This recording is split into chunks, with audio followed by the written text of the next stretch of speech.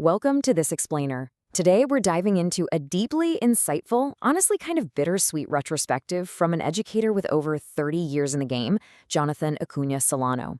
We're going to unpack exactly why that massive educational buzzword collaboration so often totally fails online teachers, and more importantly, how we can actually fix it. If you've ever felt like professional development in the digital age is just busy work instead of actual growth, you're definitely in the right place. So let's jump right in. Okay, let's start with this really powerful hook from the author. After decades in English language teaching and drawing on a British Council professional development course, Acuna Solano realized something super profound. Basically, following the perfect pedagogical recipe, it means absolutely nothing without sustained, honest reflection on your own practice. It's a comforting thought, right? Teaching isn't about getting it flawlessly right every single time. It's actually about looking in the mirror and continuously adapting. Section 1. The Myth of Perfect Collaboration. We really need to start by breaking down the core conflict here. In teacher education literature, collaboration is almost always framed as this unquestionably positive force, this glossy, decorative ideal full of constant innovation and shared enrichment. But the lived reality for those actually teaching working adults online, it is starkly different. We're talking immense time constraints, endless technological demands, and deep emotional fatigue, especially for educators who are teaching late at night after working a full day at their own jobs. So the really crucial point here is that poorly organized collaboration often just ends up disguising outright exploitation. The author literally notes that the rhetoric of teamwork can actually become devious. And why is that? Well, because it usually results in dumping all the invisible labor, things like contingency planning for bad Wi-Fi or constantly adjusting the pacing for exhausted students, onto just one or two truly dedicated professionals, while everyone else just kind of appears to participate. Section 2. Checklists as shared judgment.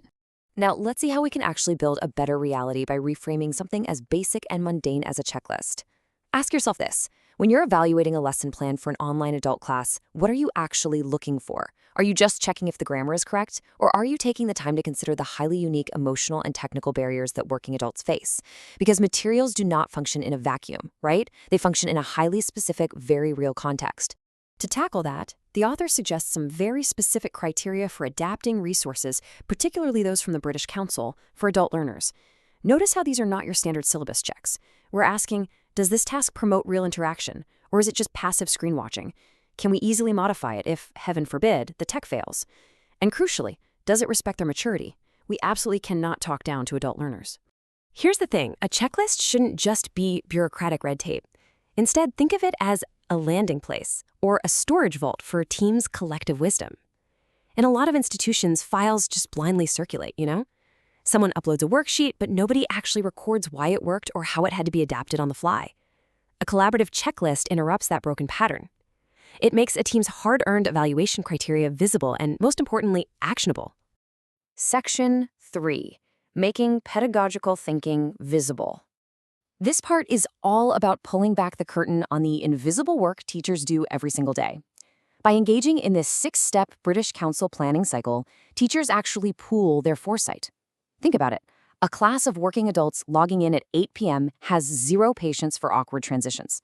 This cycle allows teachers to manage breakout rooms, clear up digital clutter, and fix technical hitches before they ever go live in a virtual classroom. Planning together totally reveals what a teacher secretly values, or honestly what they worry about. It completely transforms a solitary mechanical chore into a dynamic professional exchange, like a true hive of ideas. One teacher might know exactly how to make a breakout room more accountable, while another might be a total wizard at reducing visual clutter on slides. In this shared space, those strengths complement one another, and it makes all that internal pedagogical thinking entirely visible. Section 4. Communities Beyond File Storage. This brings us to redefining communities of practice, or COPS, for the digital age. This definition by Wenger Trainer really reminds us that teaching expertise is a socially developed culture. It is not just some isolated individual achievement. It absolutely requires regular interaction and a shared passion if we're truly going to learn and do things better together. But institutions often make a really critical mistake here. They confuse building a digital platform, setting up a Ning, a Blackboard, or a shared Google Drive, with building an actual community. Without real human interaction, it just becomes a dormant, deserted file dump. A thriving community requires active solidarity, shared reflections, and yes, crucial emotional support.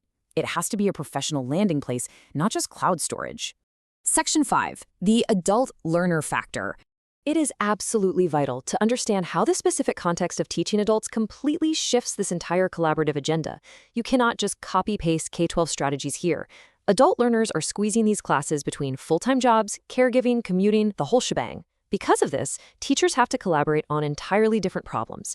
Instead of asking how to keep kids on task, educators of adults have to figure out how to reduce cognitive load and make lessons instantly professionally relevant. Adults demand efficiency, and your collaboration has to reflect that exact reality. Now, this is actually one of my absolute favorite takeaways. Sharing a raw, honest reflection about why an activity totally tanked with an exhausted evening class, that is infinitely more valuable to your peers than uploading some perfectly formatted, untested worksheet. Seriously, documenting how and why something actually worked, or didn't, in a specific online environment becomes a massive, vital source of institutional knowledge. Section 6. Building realistic teaching communities.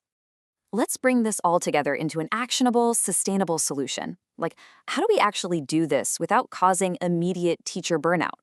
Well, here is the author's exact blueprint for a realistic community. And the keyword here is for sure realistic. Keep the size small, like 6 to 10 committed teachers. Make the schedule monthly to actually respect their time constraints. Focus on just one practical task per cycle. Rotate leadership so the same person isn't always carrying the whole burden, and keep a supportive, non-punitive tone. This structure ensures collaboration is bounded, transparent, and never, ever becomes symbolic busywork. And please, never underestimate that emotional support is a serious professional requirement. Online teaching can be incredibly isolating, both geographically and pedagogically.